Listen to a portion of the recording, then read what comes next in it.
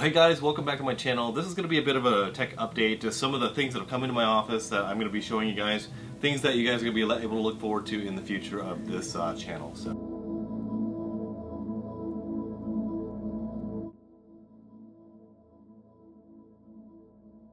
First things first is these Quantum Elite VTXs. These are some of the most high quality VTXs that I've used. It has a nice aluminum body to it to help dissipate heat.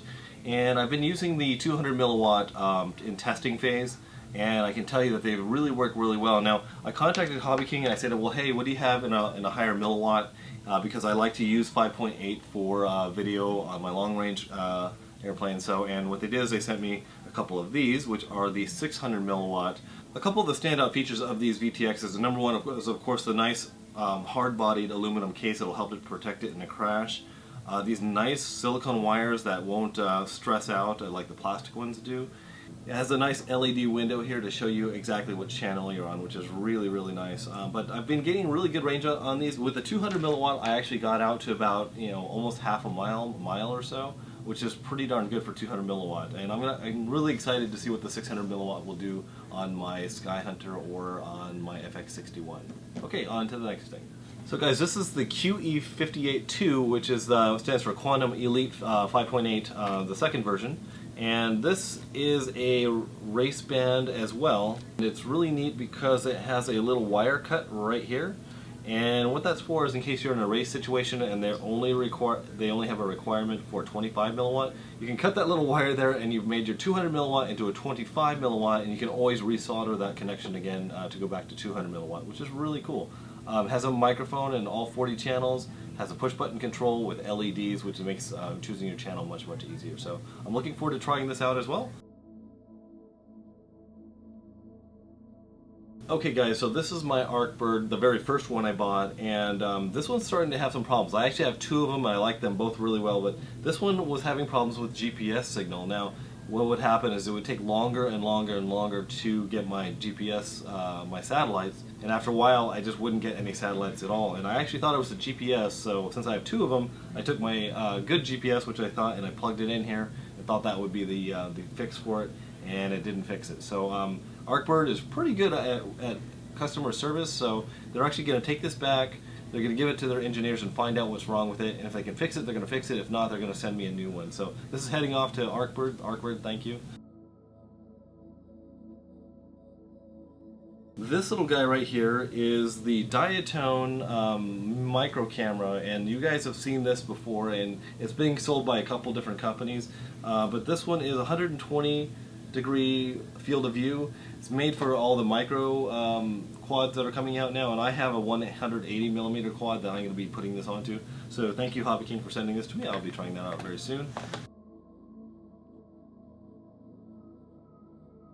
Which brings us now to the Titan lithium-ion battery pack. Now this is a 3500 milliamp battery pack at 14.8 volts, so basically a 4S rated battery pack.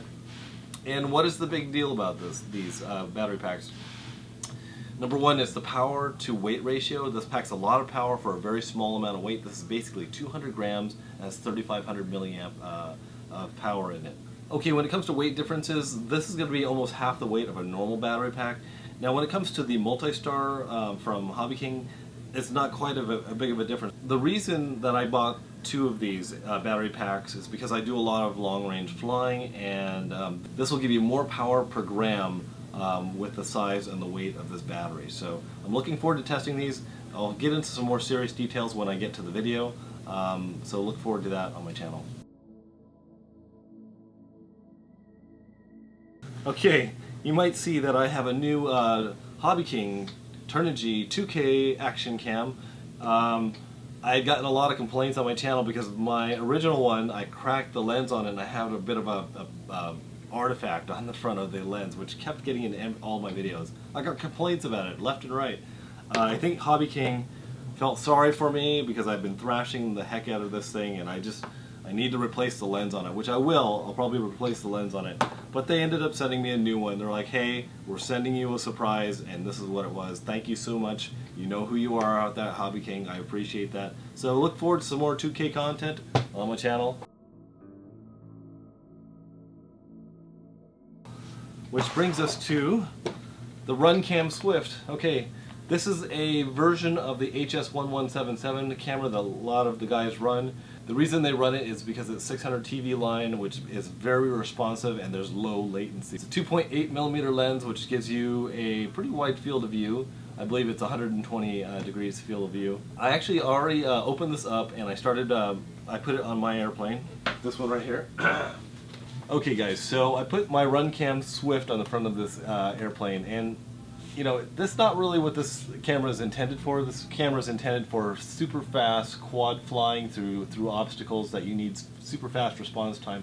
Now the reason I put this on here is I had a Sony Superhad camera from Surveil Zone, and it did not want to play with my 1.3 very well.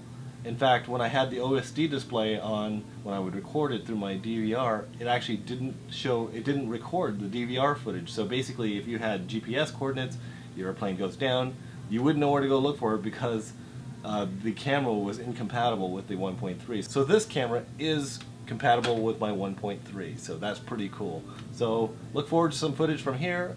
I'll probably pop this onto my mini quad at some point so I can get some actual you know, mini quad footage, which is what you guys are probably interested in. So, all right. So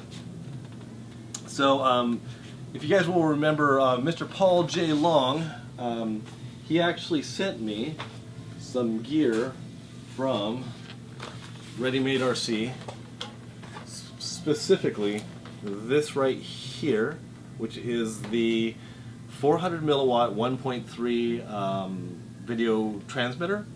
And I ended up getting some blue beams. Oh man, this thing's huge. I ended up getting my blue beam. I don't know if you guys can see that right back here. This is my blue beam antenna. I'm actually going to be replacing this with a dipole because for doing long range, this actually is not the best setup for doing long range. So I'll do a dipole, and let me just show you this right here. Okay guys, so this is my new weapon. It is called the Yagi, and it's a 1.3 gigahertz directional antenna, and this should take my 2 miles with the circular polarized antennas to about probably past 5-6 miles or so. I have it mounted on one of the Hobbyking tripods here so that it's going to be easy to aim when I'm out at the field, so I can aim it directly at my airplane. I've got my Ready Made RC 1.3 gigahertz video receiver right here, which will plug right into my monitor. I'm really excited to try the Yagi here. I've never tried one before, but it's supposed to be fantastic, and it's inexpensive, which is great. So, all right, one last thing. Okay guys, this is the V2R, the starting of the build here. I went ahead and placed in my spars here. I'm just about to place my motor mount, but this is, now that the spars are in, it's a super stiff wing.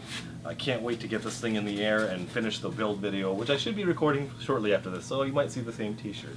Anyway, Johnny, it's a work in progress. It's almost there, so we should get out the first video pretty soon. I'm doing those for Team Legit. Johnny's a good friend of mine, and he's been doing a lot for the hobby.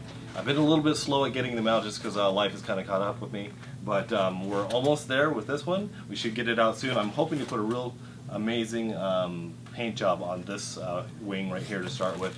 Should be pretty awesome. So thanks for joining me, guys. Sorry this went a little bit longer than I anticipated, but hopefully you guys enjoyed it, and I'll talk to you guys later. Bye.